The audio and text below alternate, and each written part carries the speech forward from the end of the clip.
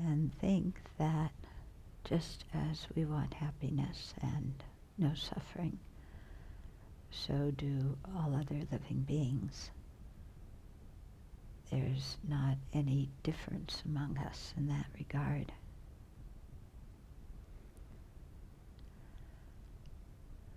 And so think about different people and living beings, including animals, insects, and so on, that you know, that you don't know, that you like, that you don't like, and with each of them that you recall or imagine, look at that person in your mind's eye and say, they want happiness and not suffering with the same intensity as I do. So spend a few minutes going from thinking about all different sorts of beings and thinking like this, letting it sink into you.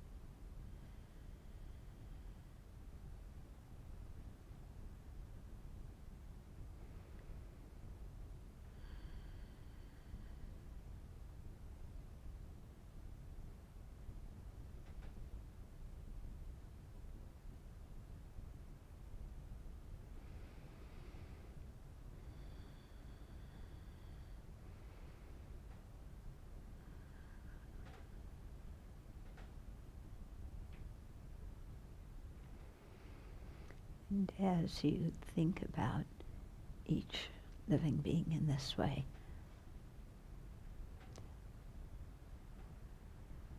know that you know something very important about them, that you know what makes them tick, why they do what they do. So whether you agree or like what they do or don't disagree and don't like it, the main reason they do whatever they're doing is because they simply want happiness and not suffering. So all the shenanigans, all the stuff that goes on in the world is basically motivated by that wish for happiness and to avoid misery. And so by knowing that, you can look in everybody's heart and really understand that person and understand how they're just like you in that regard.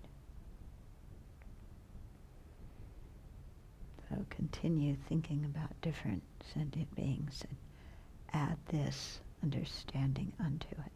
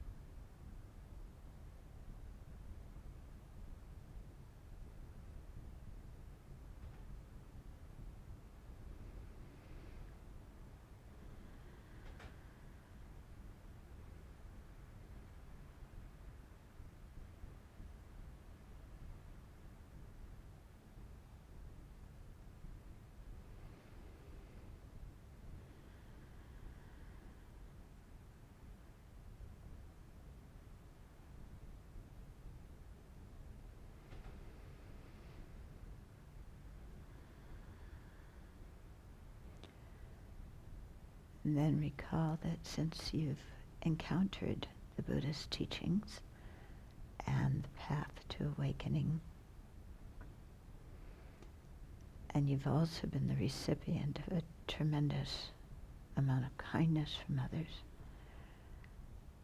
that we have a responsibility to help all the other living beings who we understand so well, who are just like us, who have been so kind to us.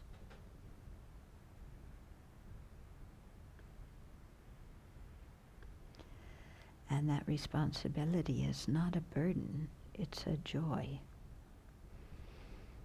Because the prospect of bringing liberation and joy to other living beings completely makes your own mind so happy.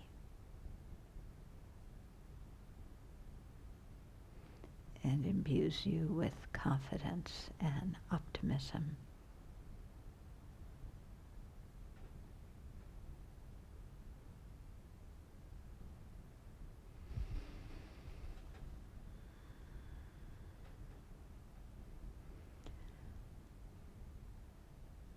So if we're really going to benefit others as we want to, then we have to accomplish the path ourselves so that we can gain the ability necessary to be of great benefit and the compassion that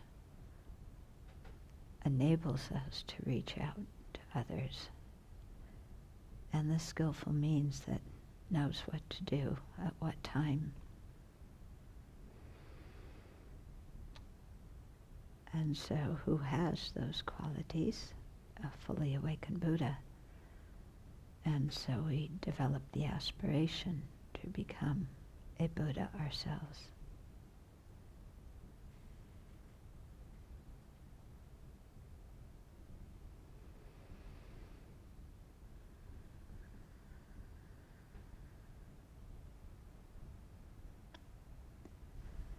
And since we definitely need guides along the path, we need teachings, then we're entrusting our spiritual guidance to the Buddha, Dharma, and Sangha, and we're going to listen to their teachings today.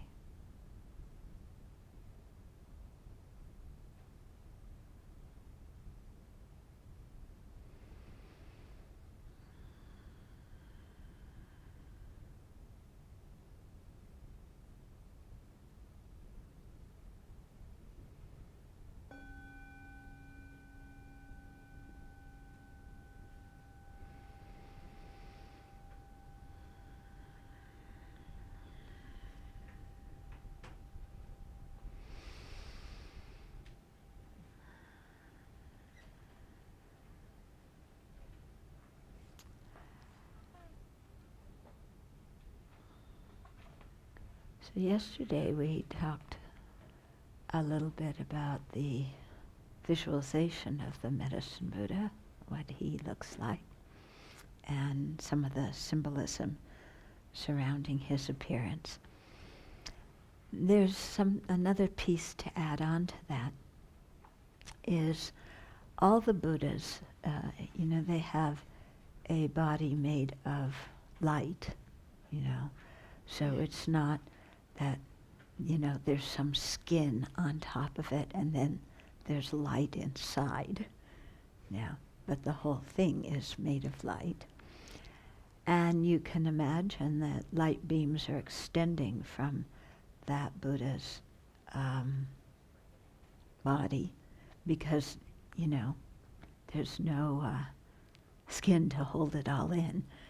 And those light beams are extending and sending out emanations of the Medicine Buddha into the universe to be of benefit to whichever sentient beings are open and receptive to receiving that benefit. So it's a nice piece to add on to the visualization. Now, it's not like Medicine Buddha's just sitting there by himself, but he's sitting there and at the same time sending out all these emanations to be a benefit to other living beings. So you can add that onto your visualization when you imagine the Medicine Buddha. And then also another piece to add on is we talk about the qualities of a Buddha's body, speech, and mind. And those are symbolized by the white letter Om, O-M, the red letter, that's for the symbolism for the body, a red letter A, A-H, which is the symbolism for the Buddha's speech, and Hum, H-U-M, symbolizing the Buddha's mind. So when you visualize Medicine Buddha, you have, his whole big body, but then you can zero in, and in his body, and right below the crown of his head, like if this were Medicine Buddha, then inside here, right below here, then there would be the white letter Om. Very small, beautiful, radiant Om that's shining, and emitting white, very pure white light rays. And then in the throat, here, in the center of the throat, again inside the body, it's not pasted on top of the body, it's inside the body. There's the red letter A, very small, and emanating very beautiful, very pure red light rays, and that symbolizes the Buddha's speech. And then at the Buddha's heart, when we say heart in Buddhism, we don't mean the physical heart, we mean the heart chakra. So your heart chakra is in the center of your chest. Whenever you feel, whenever you're touched, that's where you have the feeling, in the center of your chest. So that's your heart chakra. And in there, there's a very tiny blue letter Hum, H-U-M, that's radiating very pure blue, very beautiful, brilliant light. Okay? So there's you've been doing a longer meditation, I should say, on Medicine Buddha here. There's even longer ones than this. But there's a very short one that you can do after you take refuge and generate bodhicitta and so on, of visualizing the Medicine Buddha in the space in front of you, and then focusing on the Om, the Ah, and the Hum, and imagining white light from the Om at the Buddha's crown flowing into your crown, and from your crown then radiating out to fill your entire body. And think that all the negativities of your body, all the unwell things of your body have been purified. So any actions that we've done physically with our body, killing, stealing, unwise or unkind sexual behavior, we think that it's been purified through the white light from the Om at the Buddha's crown, coming into the same place in our body. And thinking that that light does the two things. One is to purify all the negative actions we've committed physically. And the second is that it connects us to the energy of the Buddha's body and plants in us the seed to eventually attain Medicine Buddha's body. Okay? And by attaining Medicine Buddha's body, we don't just mean looking like Medicine Buddha. We mean having the qualities of the medicine Buddha, the physical qualities of the medicine Buddha, being able to make many emanations for the benefit of sentient beings and these kinds of things, being able, yeah. And then, so you focus on that for a while, and then you shift your attention to the red ah at medicine Buddha's throat, and imagine light coming from that ah into your throat, and thinking here too that all the things you've ever said that you regret saying, all those verbal negativities completely gone, finished, as the red light enters your throat. And, so it purifies your own speech, and then it gives you you think that it gives you the abilities of the Buddha's speech, So Buddha's speech, they say that of all the Buddha's qualities, his speech is the most important, because that's how Buddhas benefit us, is by teaching us the Dharma. So, you think that your speech becomes true, kind, gentle, appropriate, that you can share the Dharma in a very skillful way with others, in just the way that really communicates with them and touches their heart. And that you can use your speech as a tremendous force for good in the world. Because when you think about it, our speech is so important, isn't it? And we can create so much harm with what we say, and we can create so much benefit with what we say. So to really feel like, okay, now I'm going to use my speech to create benefit in this world. And then, so you do that for a while, and then you focus on the blue hung in the center of the Buddha's chest at his heart, and blue light rays from the hung come into the center of your chest, and that's representing the Buddha's mind. And so as the blue light rays come in, you think that all the thoughts that you've had, angry, jealous, whatever disgusting kind of thoughts we've ever had, they're completely purified. That energy's no longer there. And also that we receive the ability of the Buddha's mind, so we receive the realizations of loving kindness, of wisdom, of generosity, of fortitude, all the qualities that we want to develop in our heart mind, we think that we've received as the blue light comes into our heart. Okay? So this is it's a tremendously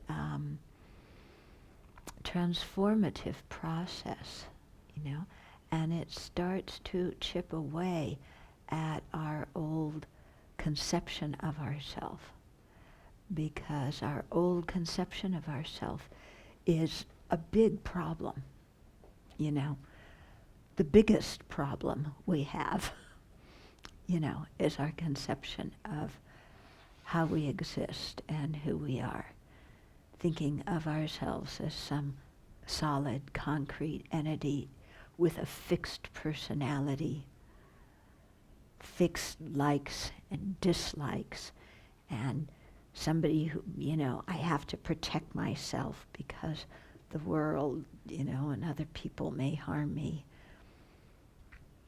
And then, and so all that kind of psychological stuff.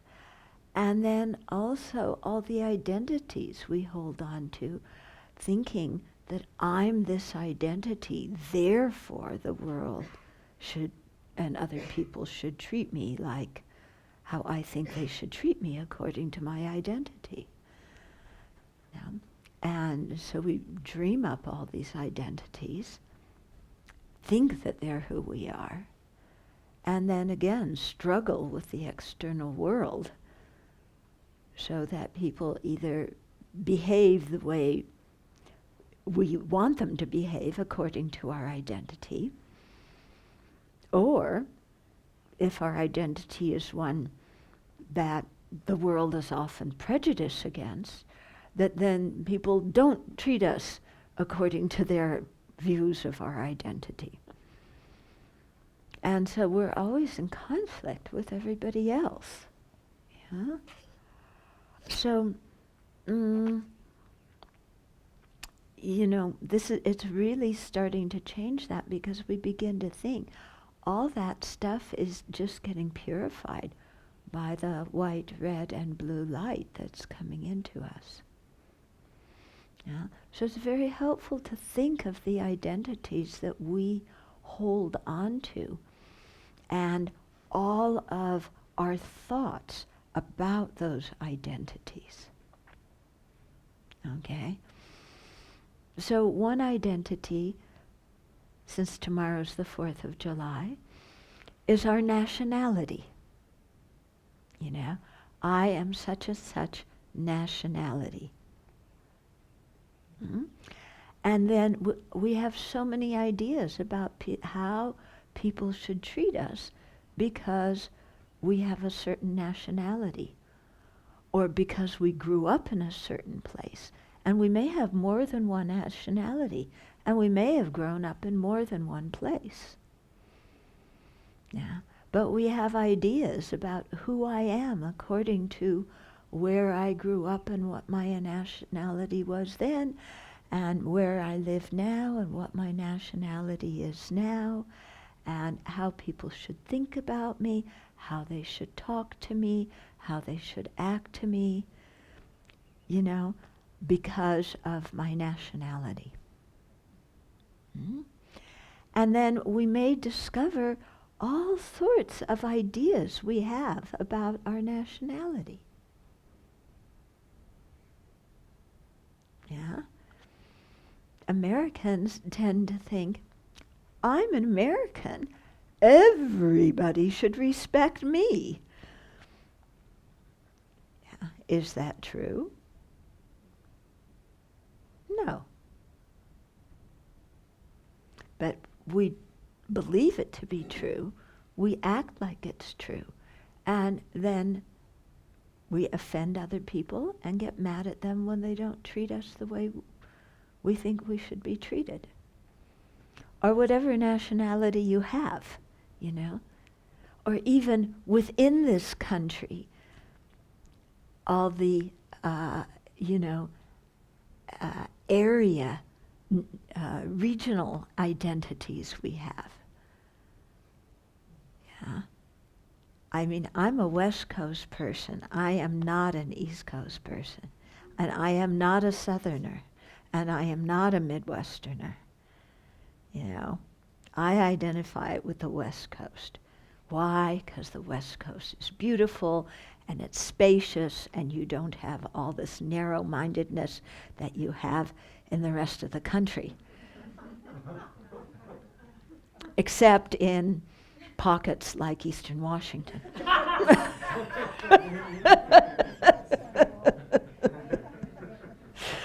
Okay. Yeah, you're from Maine. Yeah, I know. You people, you just talk about lobsters all the time. And Red Sox. Yeah. Lobsters wearing Red Sox. Yeah. And, you have a Southern identity, which you can slip into at the snap of a fingers. Okay. Anybody have a Midwestern identity? Oh, yes, you do, don't you? I was born in the Midwest. Thank goodness my parents got me out of there when I was 3 years old. Not in Michigan, where you can't even drink the water, We don't have any.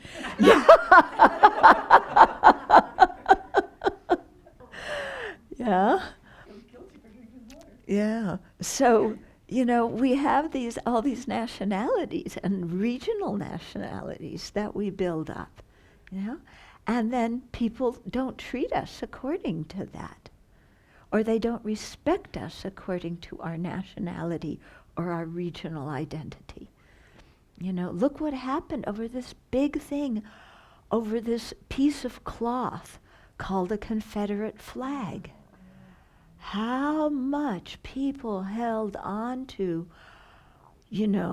this flag, this piece of cloth has to hang, near our state capitol buildings and in our universities. And we don't care what other people think this cloth means. What it means to us is the only right meaning, and everybody should accept it, and we're going to get mad at everybody who doesn't. Isn't it?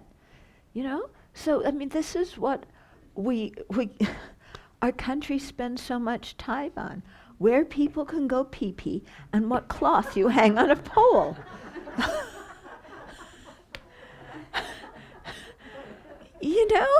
When you look at it, it's totally ridiculous, isn't it?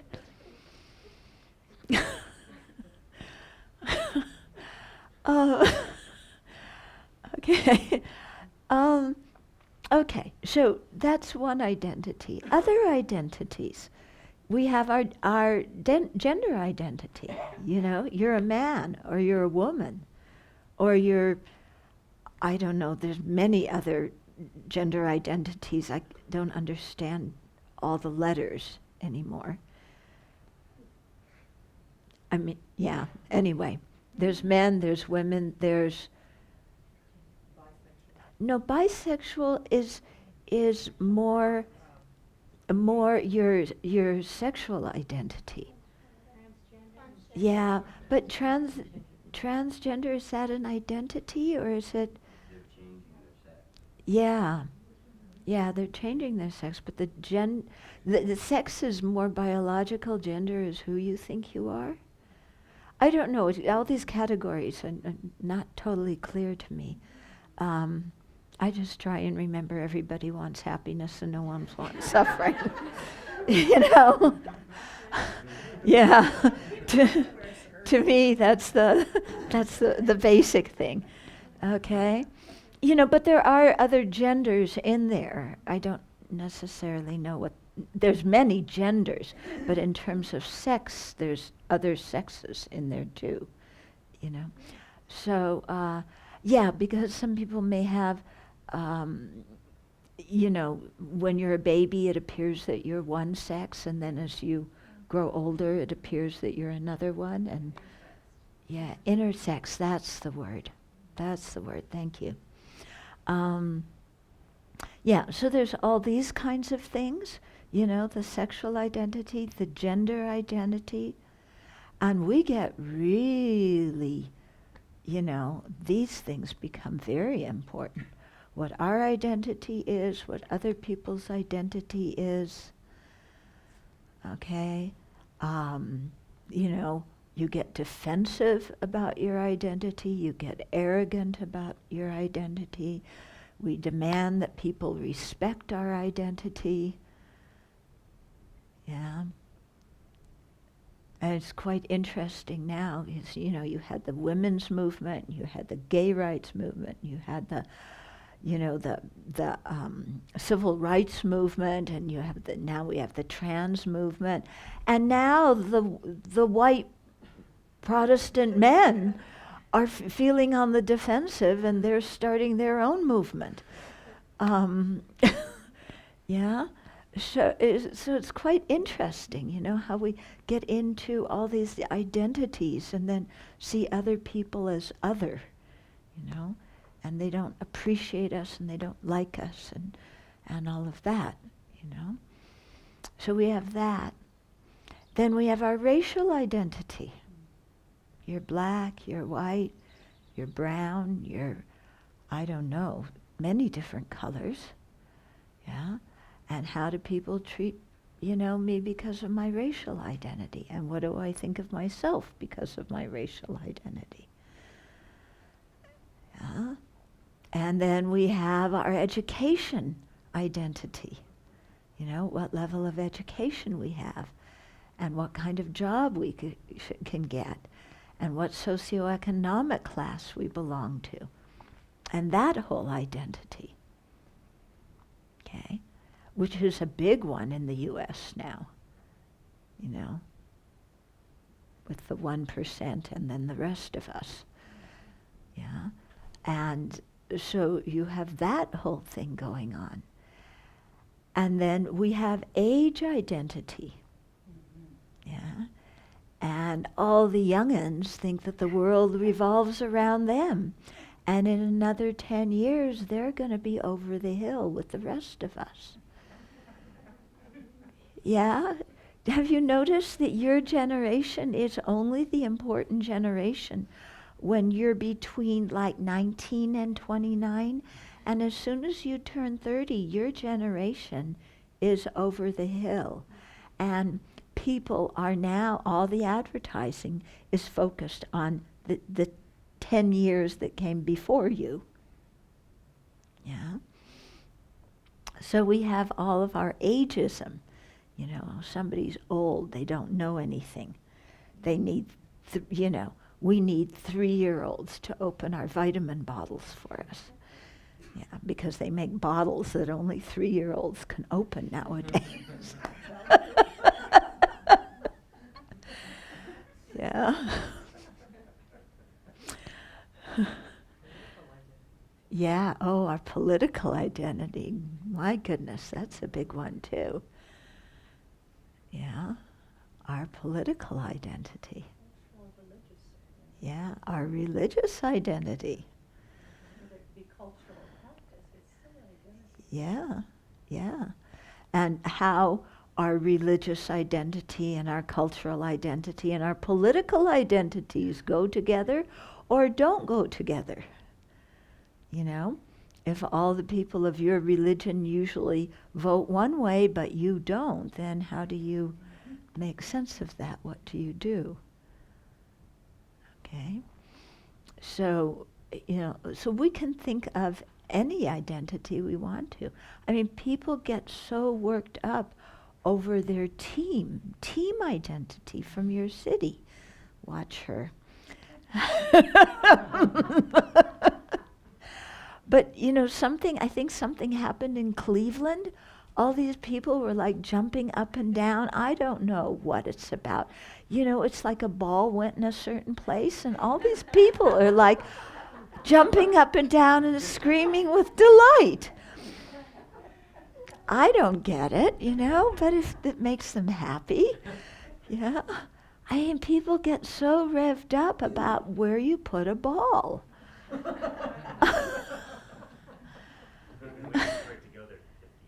Yeah, yeah, you wanted that ball to go there for 50 years, and it finally does.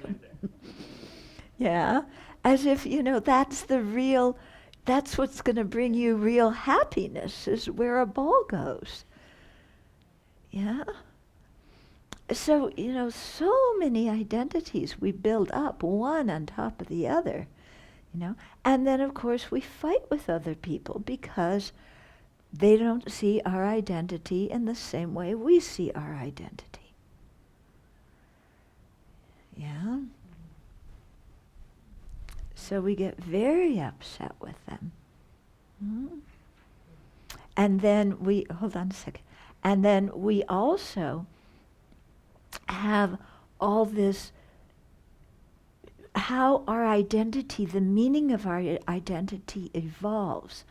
I remember many years ago when people who weren't of a certain ethnic group or racial group ate the food and wore the clothes of that racial ethnic group, that group was delighted. It's like now people appreciate us and they're coming and they're learning about what we're doing.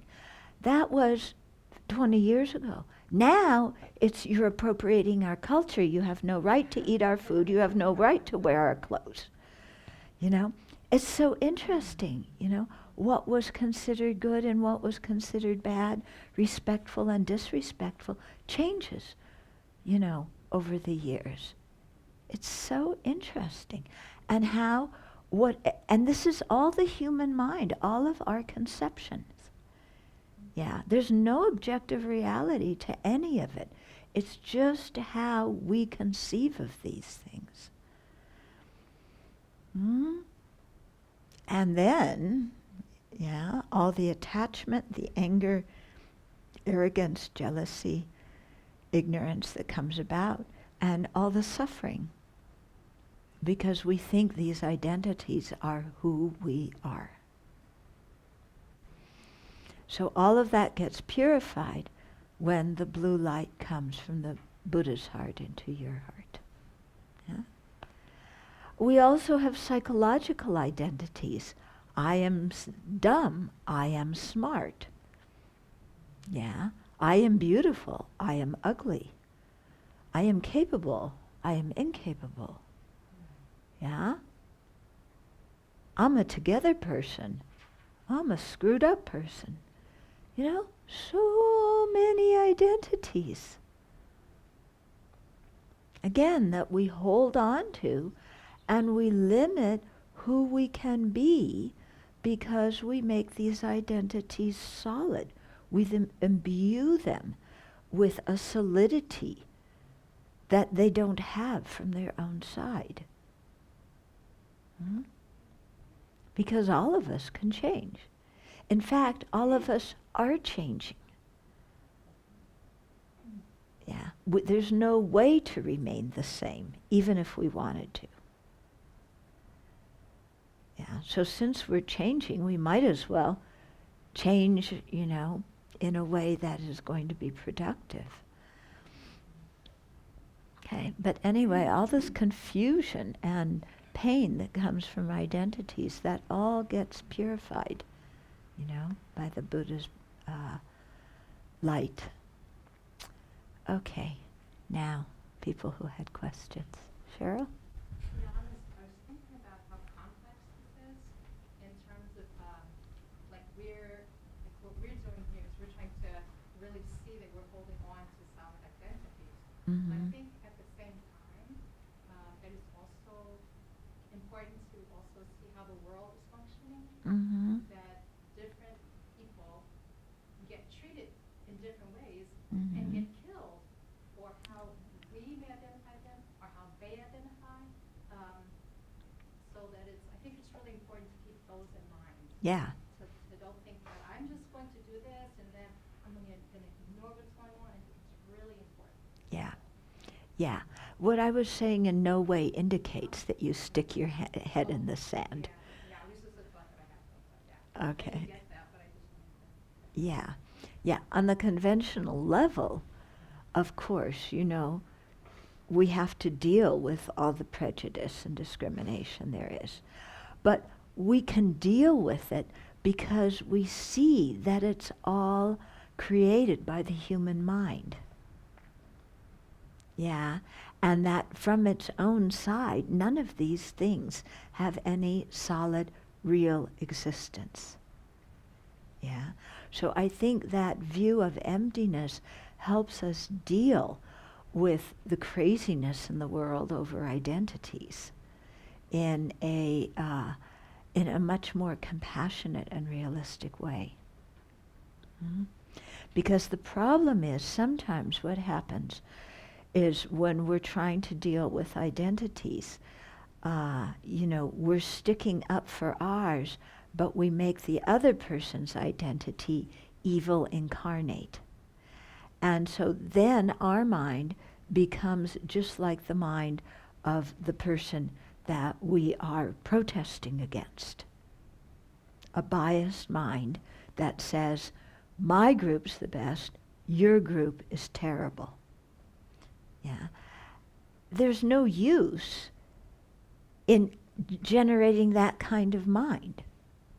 Are you getting what I'm saying?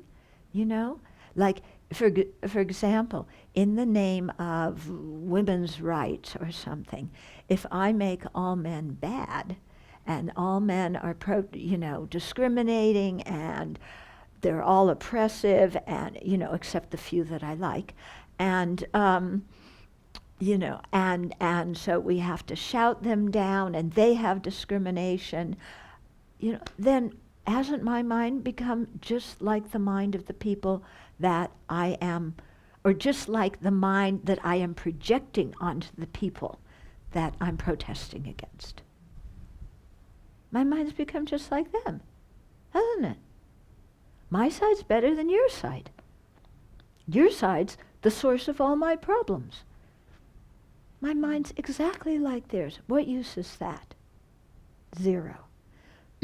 So that's why this view, first of all, that none of these identities have any real meaning or existence from their own side, is important to keep us from falling into that kind of biased view. Yeah.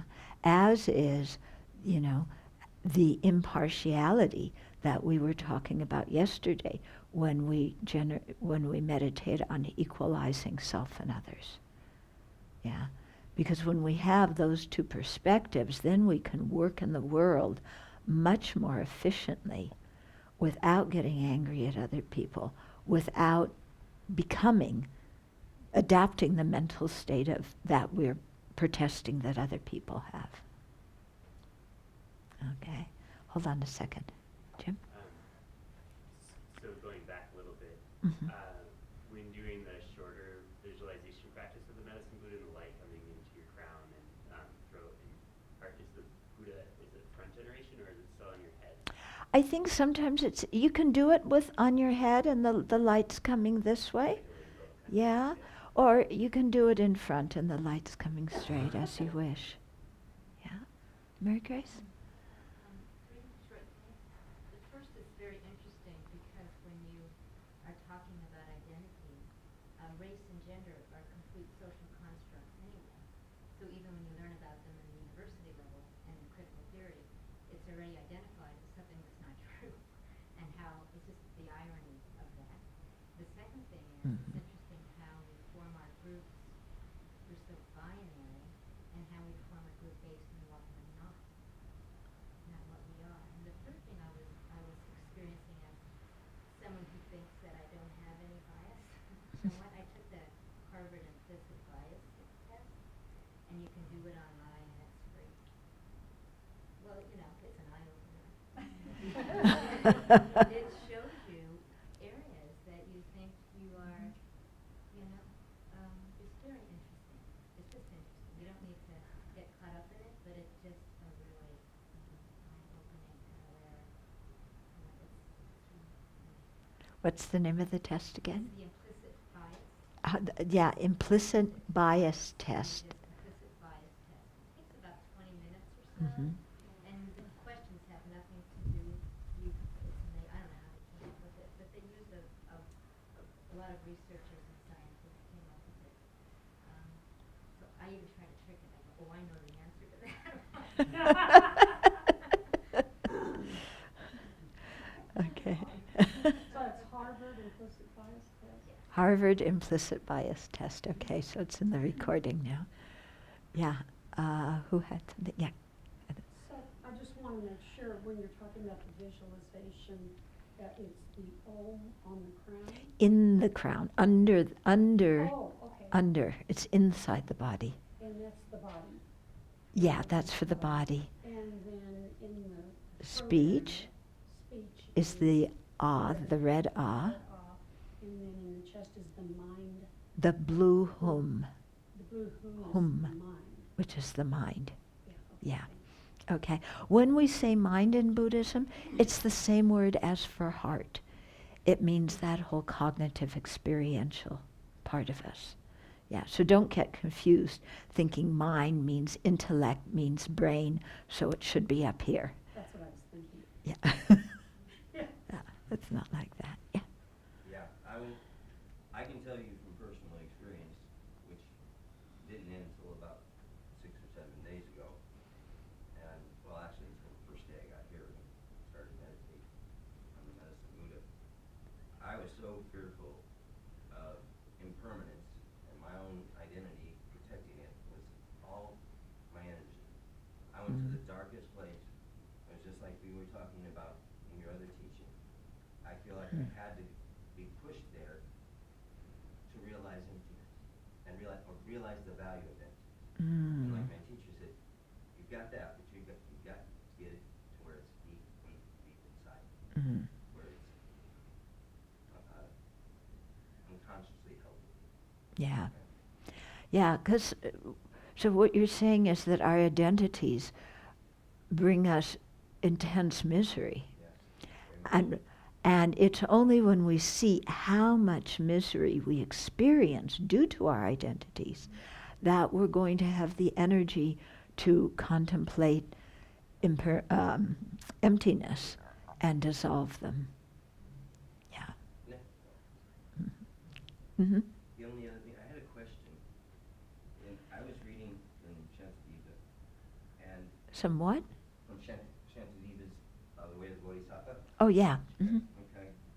And chapter 8, and verse 4, it says, penetrative insight joined with calm abiding utterly eradicates afflicted states. Knowing this first, search for calm abiding, found by people who are happy to be free from worldly ties. And I thought it really related, but I wondered if you could, like, comment on, he's saying penetrative insight joined with calm abiding. Yeah. Like having them both occur at the same time? Or? Okay. When you cultivate, I instead of calm abiding, I use the term serenity. Same thing. That serenity is stabilizing meditation, and then insight meditation is more on the analytical side. And now they interfere with each other in the sense that when you're analyzing, you're looking at different aspects of an object. So the what your object of your meditation is changing. So that interrupts the stability. When you're doing stability, you can't analyze because that involves examining different aspects. There comes a point in the development where these two cease to interfere with each other. Okay? And when the analysis actually induces a very deep state of serenity. Okay? Yeah. I wanted to go back to what Mary Grace was saying, that I thought it was very interesting because it's like trying to imagine clear light, trying to imagine ourselves without a bias and without these notions that go on in our head, even though they're invisible to us. And yet when we think about clear light, we don't think about clear light. It's hard to just think about clear light without anything else. Yeah. It takes a lot of meditation. Yeah, it's like how do you think about space? Yes. Empty space. Yeah. And so, sometimes thinking of ourselves as without identities, and even without the identity of being a prejudiced person. It's very unnerving. And this is why to realize emptiness, and emptiness does not mean nothingness. It does not mean nothing exists. It means a certain kind of existence, a false existence that we project onto things. That doesn't exist. But we still need to have a very strong mind to understand that, because we're so accustomed to our wrong view that, it's scary to start releasing it, And we can see, if how scary that is going to be to release this grasping at inherent existence, if releasing some of our learned identities in this life, how difficult those identities are. Because all the identities that we've learned this life, national, sexual, gender, religious, socioeconomic class, educational level, age, sports ability, artistic ability, musical ability. We have identities all over the place, and how hard it is to give those up. that you give them up and they don't exist. This is tuning into what Cheryl's saying. But you give up imbuing them with more existence than they have. Okay? So it's an unnerving process, and our mind fights about it. Did you notice even yesterday when we were talking about equalizing self and others, did your mind come up with some resistance to that? Yeah. It came up with some resistance, I bet. Yeah. I feel my body, they feel their body. It's not equal. Why should I care what happens to their body when I don't experience their pain? And I experience my pain. I should care about what happens to my body more. I mean, we come up with all these reasons and all this resistance. So, Dharma challenges all these preconceptions that we have. So it's kind of get ready. But also realize the freedom that comes with putting down all of our mistaken notions. And how trapped our mistaken notions make us. Bobby? Regarding cultural identities, one question I have is because a lot of my career I've been very passionate about working with communities, indigenous communities, where a lot of their cultural and language has been lost because of Mhm. colonization. And so I guess I'm just wondering about where there might be a balance point between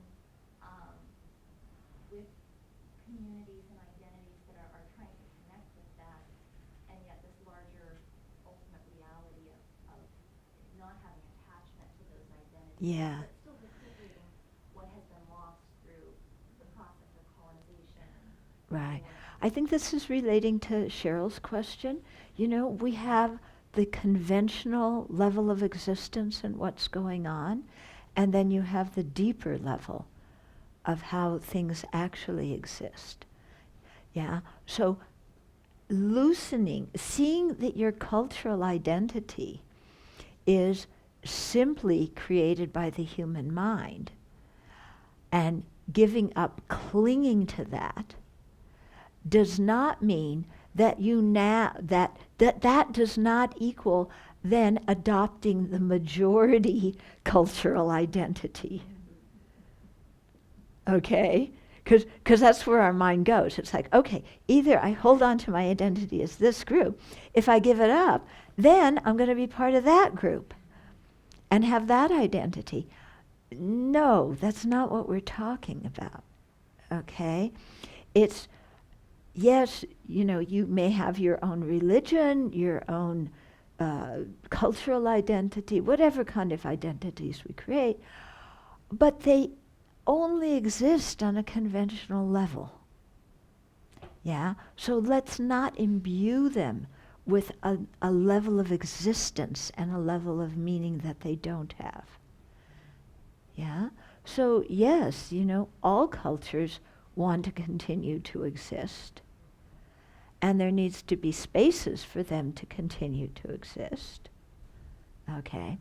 But if we can create that space without either the identity, the minority culture saying, but I'm minority and I don't want anything to do with you, or the majority culture saying, well, that's just fine because I don't want anything to do with you either.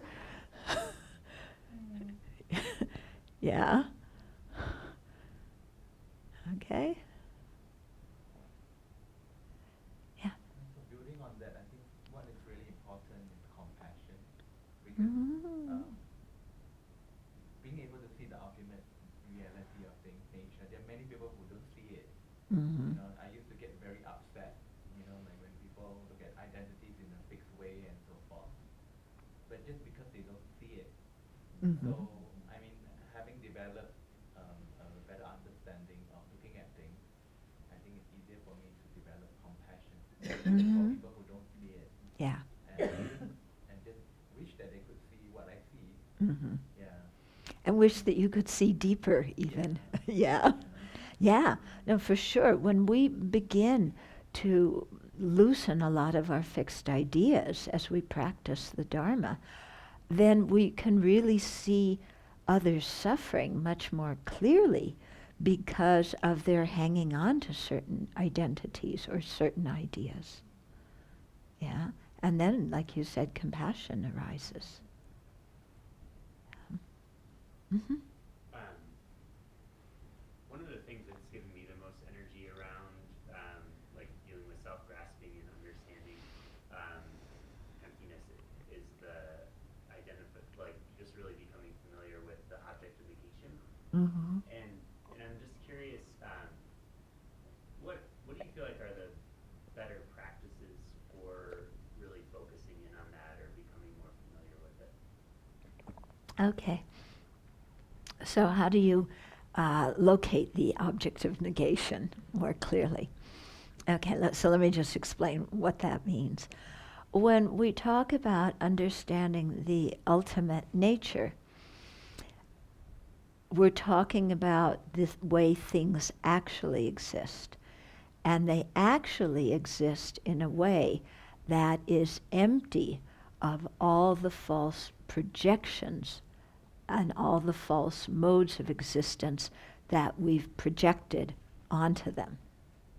Okay?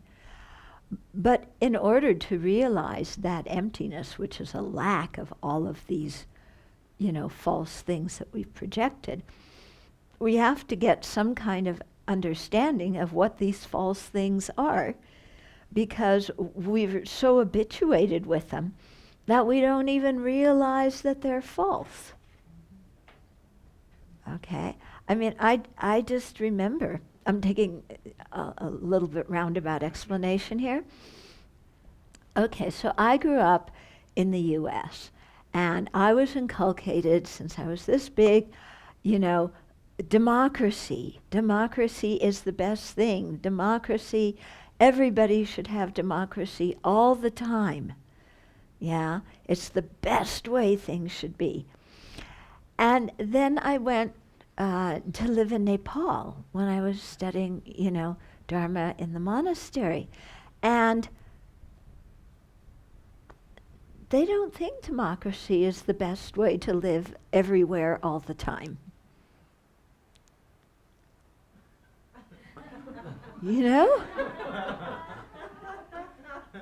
Can you, at the Tibetan community that we all adore so much, they want His Holiness to be their leader, and he keeps saying no, no, no. He's backed out of government.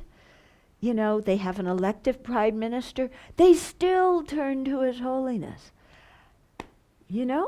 It's an interesting culture. The only one I know of where the people want the leader to have more power and the leader wants to get out of it. Yeah? Every other culture is completely different. But in Tibetan culture, they don't necessarily believe that democracy is the best way all the time. Yeah? And, in a monastery, there's certain levels of democracy, but there's not the level of democracy that we think of here.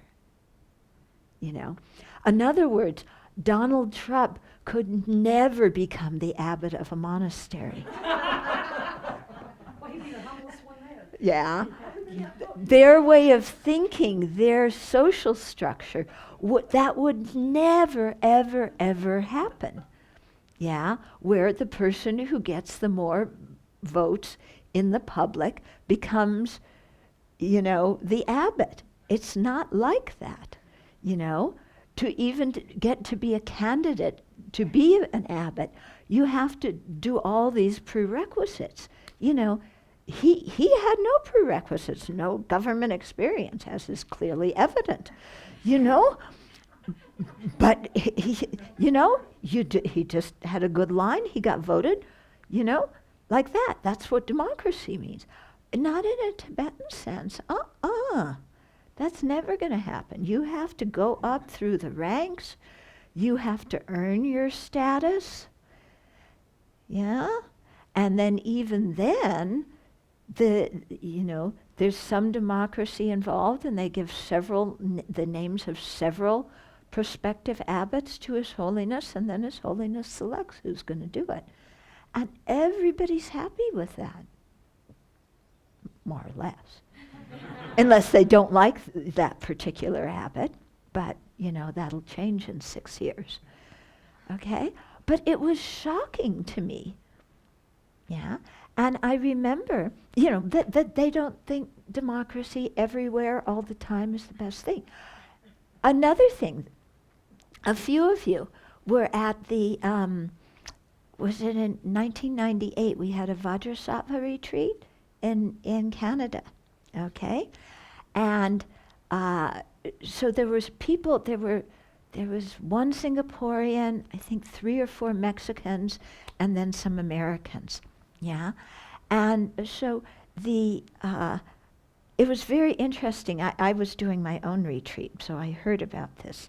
But, it got down to the point where people were voting over how much milk they wanted to have, what their milk ration was a day, and how many pieces of fruit, and how much this and how much that. And the Mexicans and the Singaporean were going, what are these people doing? Just let the leader decide and we'll all eat what is ever given us. But the Americans had to vote on everything because we believe in democracy ad nauseum. Yeah.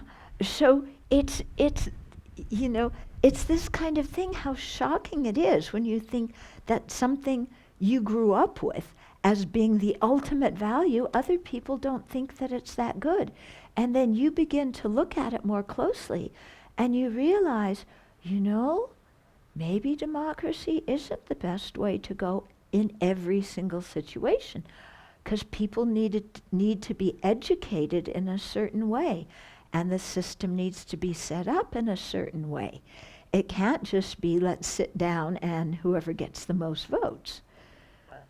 Okay, there has to be a lot of education going on before you have democracy.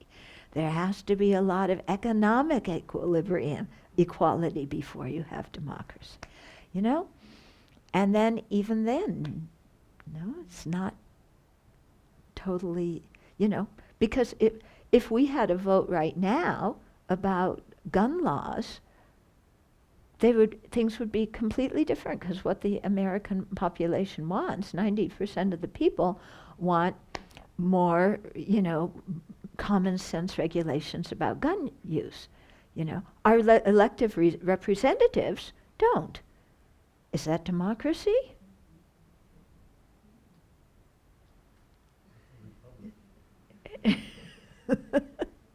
Yeah. I mean, what does it mean to have? Okay, so anyway, I got to get off my soapbox. Okay.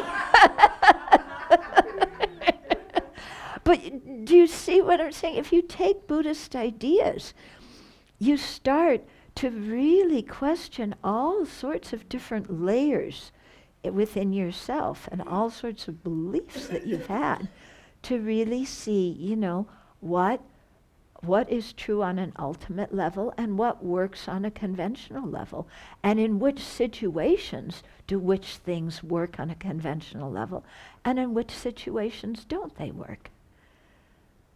Yeah, because you have a broader understanding of dependent arising, and that you can't just, take some value and impinge it on a group of people without having all the other cooperative conditions to support that. Anyway. Object of negation. Yeah, oh yes, thank you. Back to the object of negation.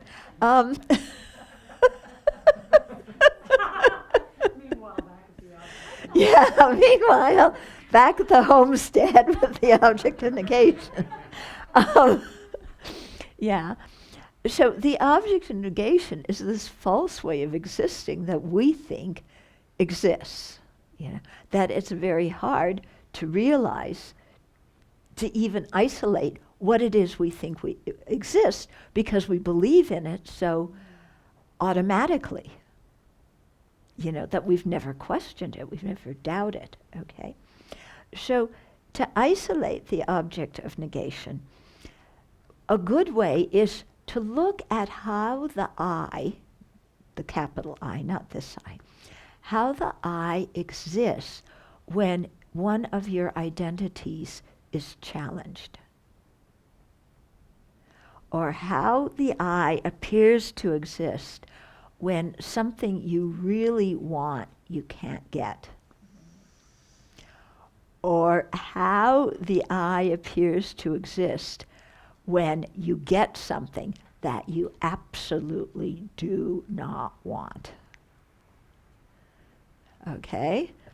So, when we have that, that reaction, when our identities, somebody is criticizing our whatever identity we're grasping onto, the identity of all the people who have round eyeglasses versus the identity of people who have those, I better not say it. I won't say it. But those other eyeglasses that are ugly.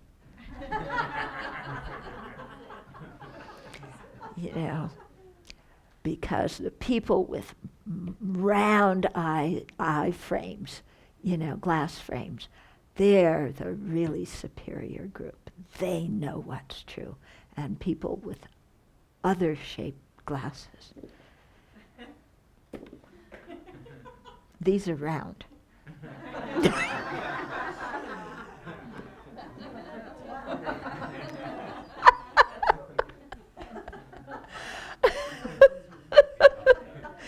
You see what we do?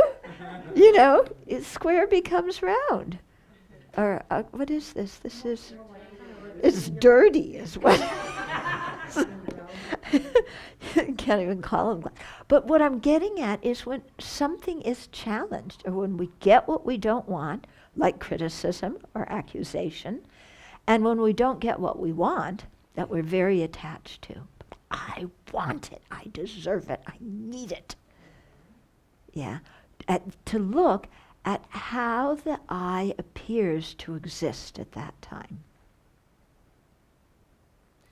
That's not so easy to discern.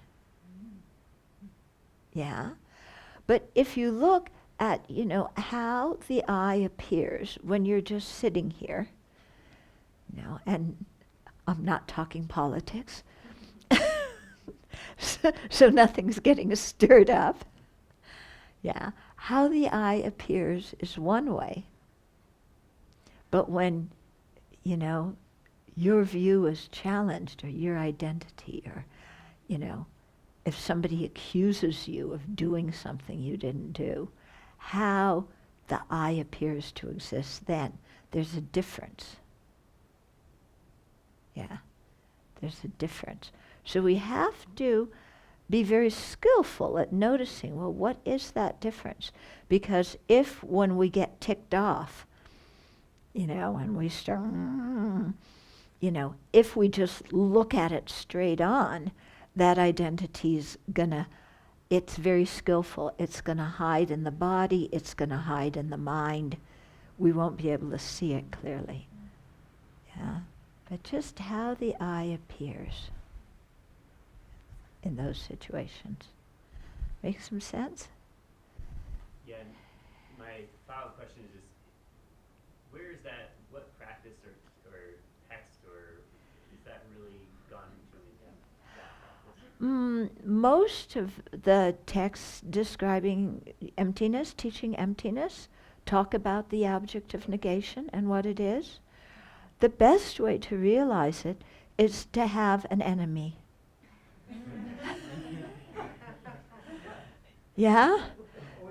Because the person you don't like is going to cause, that very strong idea of I to arise. Everybody needs a sound, don't they? Pardon? Everybody needs a sound. A Sam, yes, you all need Sam. What's the same? Sam is, if you know my story of living in Italy with the macho Italian monks, Sam being the foremost alpha A macho Italian monk. Yeah, so that's what she's referring to. He was my practice of patience. He also made the stock in Kleenex go up because I used a lot of tissue working with him.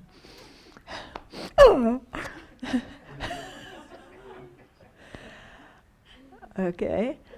But really, you know, when we're with the people that we don't like who challenge us, boy, you know, that feeling of a strong me comes very easily. Yeah. Yeah, it's. Transmuted cushion.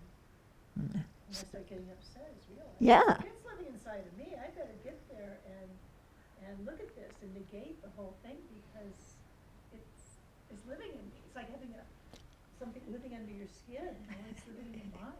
Yeah. It's heat. Yeah.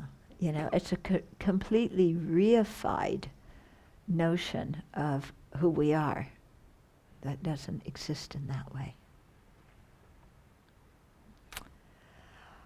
Okay. So, we'll dedicate now, in the meditation period that follows, you know, work a little bit on visualizing the medicine Buddha, just the plain figure, and then work on visualizing the Om Ah Hung in the three places, and then work on visualizing the white light, you know, again, purifying and giving you the qualities of the Buddha's body, same with speech, same with mind, yeah. And this last one really becomes a very strong purification meditation, where you can think of the things that you really want to release and let go of and put down, and the kind of qualities that you want to gain, you know, and think that those qualities that you want to, physical, verbal, and mental qualities you want to gain, are coming into you, you know, through when the light, the white, red, and blue light comes into you. Okay?